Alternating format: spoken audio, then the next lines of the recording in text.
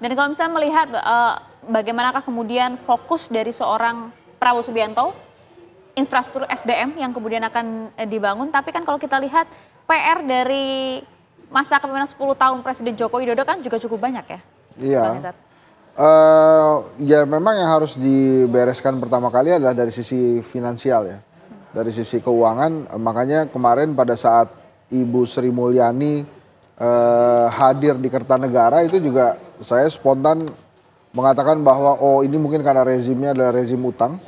Jadi yang kebetulan dan saya yakini dipercaya oleh dunia perbankan internasional itu adalah sosok Sri Mulyani. Makanya kemudian Sri Mulyani tetap dihadirkan atau hadir membantu Pak Prabowo di kabinetnya sekarang. Jadi memang tantangan utamanya adalah itu dan baru kemudian banyak hal ya termasuk juga tantangan dari sisi demokrasi dan tentu saja bagaimana pemberantasan korupsi dan generasi muda kita yang memang harus disiapkan. Ini kan dengan adanya AI, teknologi yang serba mudah, kemudian beberapa teknologi penunjang yang memang sangat mempermudah generasi muda ini, jangan sampai kemudian mereka ini kehilangan semangat untuk bekerja secara atau bergerak secara fisik ya, sehingga Indonesia Emas ini juga bisa tercapai. Karena kalau kemudian terlalu mengandalkan teknologi, apalagi terlalu mengandalkan artificial, nanti mereka terbiasa untuk menghalangi kenyataan untuk tampil gitu, karena terlalu terbiasa dengan hal-hal yang bersifat artificial. Yang menarik nih, saya melanjutkan sedikit ya. Tekanan fiskal kan besar sekali ya. Saya bukan ekonom, tetapi sering diundang acara-acara bisnis community. Bayangkan, ke depan anggaran buat program makan bergizi gratis berapa triliun. Kemudian penguatan sektor pertahanan, penguatan sektor pertanian. Nah sementara pendapatan negara, kalau ekonomi mengalami penurunan, itu kan pajak turun. Nah per 1 Januari 2025, konon direncanakan kenaikan PPN 12%. Nah kemudian dari mana lagi untuk mengatasi beban fiskal ini? Di tengah banyak sekali program ambisius yang ada di mejanya Pak Prabowo. Bisa satu, pengurangan subsidi BBM. Tapi kalau itu dilakukan, lagi-lagi tidak populer. Menurunkan bulan madu politik ya, yang sekarang sedang dia nikmati ya. Utang, mungkin utang ya, yang bisa dilirik ya. Tetapi sampai batas mana kalau utang terlalu banyak, kemudian alokasi yang tersedia untuk pembangunan kan jadi berkurang karena banyak harus untuk membayar bunga misalnya. Jadi memang ini berat ini situasi sekarang. Makanya saya cukup keras ya mengkritik pemilihan anggota kabinet ke depan kalau tidak sesuai dengan narasi bahwa ke depan berat. Betul. Narasinya harus berat, hati-hati betul itu. Tetapi orang yang dipilih tidak sesuai kan malah menimbulkan pertanyaan. Itu yang kemudian audisi yang sedang digelar oleh Presiden Prabowo Subianto itu mungkin salah satu faktornya. Lagi nih. Karena kalau kita lihat Bang Hensat, udah datang nih Pak Jokowi ya. Presiden Joko Widodo sudah memasuki di area gedung DPR MPR RI dan sesaat lagi akan turun begitu ya untuk segera memasuki gedung. Ya, kalau kita lihat tadi Presiden Joko Widodo kan berangkat dari Istana Negara Jakarta bersama dengan keluarga ya, Philip ya. Nah, ini kendaraan yang ditumpangi oleh Presiden Joko Widodo telah berhenti dan juga tiba tepat di depan gedung DPR MPR RI dan nampaknya akan langsung disambut oleh Presiden terpilih Prabowo Subianto. Dan sesuai prediksi Bang Hensa juga, Gibran juga ikut hadir menyambut kedatangan dari sudah dipanggil Jokowi ya. Kayaknya nonton Bang Hensat tadi ini ya, protokol MPR. Protokol MPR nonton Bang Hensat tadi. Dipanggil pakai HT ya. Ini bagaimana kemudian Ibu Iriana dan juga Presiden Joko Widodo disambut langsung oleh Prabowo Subianto. Nah ini coba nih Bang, kalau kita membaca ya bagaimanakah kemudian suasana kebatinan dari seorang Ibu Iriana dan juga Joko Widodo seperti apa?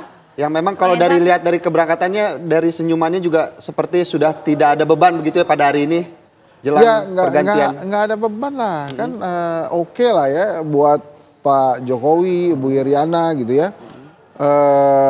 Hari ini kan pasti juga beliau ingat 10 tahun yang lalu pada saat hadir sebagai presiden terpilih. Nah sekarang mereka hadir untuk menyerahkan tongkat kepemimpinan disambut oleh Ananda tuh ya, Mas Gibran gitu, pasti sumringah lah. Gitu. Jadi. Dan nampak lebar tadi kalau kita lihat senyum dari Ibu Iriana begitu ya. Yang kemudian bersama langsung dengan Ketua MPR RI Ahmad Muzani beserta istri dan juga kemudian Wakil Presiden terpilih Gibran Rakabuming Raka selaku anak dan juga mantunya ya. Mas Didit aja cium tangan tuh. Mas Gibran enggak. Oke, Prof. Burhan, mungkin bisa sedikit dijelaskan juga apa kemudian legasi dari seorang Presiden Joko Widodo di 10 tahun tadi sempat kita diskusikan yang paling dianggap diapresiasi ya oleh publik adalah infrastruktur. Sebagai bapak infrastruktur juga ya bisa dibilang ya. Sebagian kalangan menyebut itu jalan dibangun secara masif, terutama jalan tol, ya. Kemudian juga infrastruktur transportasi, ya. Kemudian juga pelabuhan-pelabuhan, ya. Bandara, baik bandara baru maupun bandara hasil renovasi atau pengembangan. Jadi cukup masif. Termasuk yang menurut saya perlu diapresiasi adalah orientasi beliau yang mengubah dari Jawa sentris ke Indonesia sentris. Dan jangan lupa Indonesia sentris itu tidak langsung menghasilkan keuntungan jangka pendek. Karena untuk return of investment-nya perlu waktu lama kan. Lain kalau misalnya dibangun di Jawa, pasti cepat atau Sumatera untuk balik modal. Dan di situ peran negara jadi penting, terutama menggunakan anggaran sebagai pemancing untuk menarik investasi dari swasta. Tetapi lagi-lagi di balik keberhasilan di situ ada PR juga. Demokrasi kita merosot, ya, indeks korupsi kita kembali ke awal waktu beliau menjadi presiden pertama kali 2014. Waktu itu skor ICP kita, Index Corruption Perception itu 34. 2019 sempat naik ke angka 40, sekarang kembali ke 34. Artinya berjalan di tempat ya. Jadi dua hal ini saya kira yang menurut saya itu harus jadi catatan presiden dan wakil presiden terpilih. Soal apakah kita yakin atau tidak mereka mampu untuk mengatasi dua kelemahan ini. Tapi setidaknya ini dua PR yang menurut saya perlu untuk diatasi supaya apa yang kita alami belakangan itu bisa diperbaiki. Karena demokrasi bagaimanapun penting, kalau misalnya presiden terpilih tidak mendapatkan koreksi kebijakan, alternatif kebijakan, kritik kebijakan, itu yang terjadi juga akan yes man kan. Dan nggak bagus juga buat Pak Prabowo. Jadi perlu mendengar suara publik dari berbagai macam penjuru supaya kualitas kebijakan yang dieksekusi itu lebih baik. Nah kemarin penerima Nobel Ekonomi itu menyampaikan bahwa kurang lebihnya ya kondisi negara-negara dunia hari ini sangat terpengaruh dari zaman kolonialismenya. Jadi ya dibagi dua tuh sama dia. Kalau yang pertama adalah jenis kolonialisme yang inklusif. Jadi si penjajah itu mendiami negara itu, membangun sistem pemerintahannya, membangun sistem demokrasinya, membangun sistem ekonominya. Sehingga si negara yang dijajah itu mirip-mirip kondisi pemerintahan dan ekonomi seperti dengan negara yang menjajah. Ini mungkin kaitannya dengan beberapa negara yang menjadi jajahan Inggris misalnya.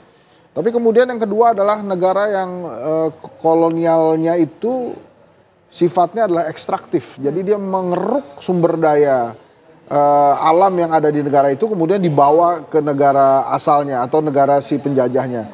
Nah ini tantangan Pak Prabowo adalah bagaimana kondisi ekstraktif ini tidak terus-menerus terjadi di Indonesia dan justru bisa memperkuat ekonomi di Indonesia.